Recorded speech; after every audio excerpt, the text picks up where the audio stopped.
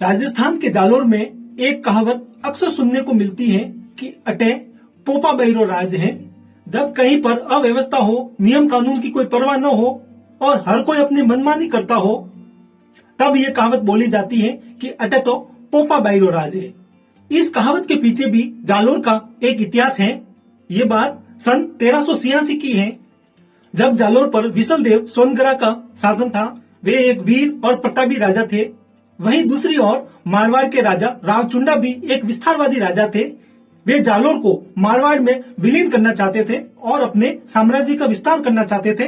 रावचुंडा ने जालोर पर कई बार आक्रमण किए, लेकिन हर बार उन्हें हार का सामना करना पड़ा, क्योंकि विशलदेव एक शक्तिशाली और साहसी राजा थे। उन्होंने हर बार चुंडा का सामना किया और उनकी सेना को परास्त किया।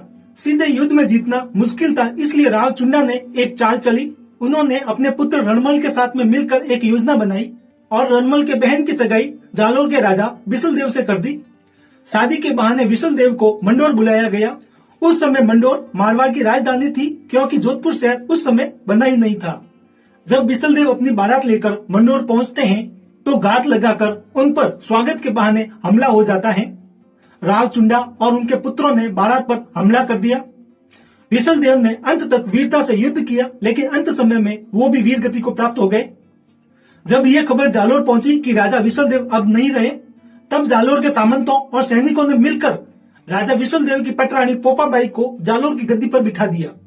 ऐसा कहा जाता है कि रानी पोपाबाई शांत स्वभाव की थी, लेकिन उन्हें आभूषणों और ऐशो आराम का बड़ा शौक था। जो भी व्यक्ति अपनी फरियाद लेकर दरबार में आता और अगर उसने अच्छे आभूषण पहने हुए होते तो रानी उसकी बात अवश्य सुनती। रानी पोपाबाई को आभूषणों का बड़ा शौक था।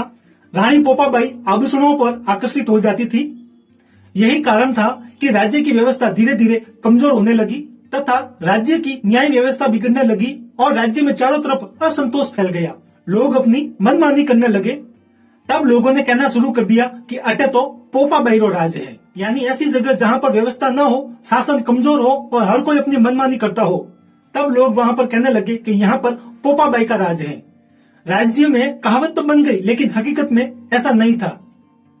रानी पोपाबाई अपने पति विशलदेव की मृत्यु के बाद में सती होने के बजाय तलवार उठाई और दुश्मनों से लड़ी। पोपाबाई एक साहसी रानी और कुशल प्रशासक रही। उनके समय में शासन बहुत बढ़िया चला। दिक्कत तब हुई जब एक पुरुष प्रधान समाज एक महिला को गद्दी पर बैठा देखना नहीं चाहता था। कुछ दरबारियों और सामंतों को एक महिला शासक का हुक्म मानने में झिझक होती थी। उन्हें लगता था कि एक महिला होकर हमें हुक्म कैसे दे सकती है। तब उन्होंने राज्य में गलत अफवाह फैला दी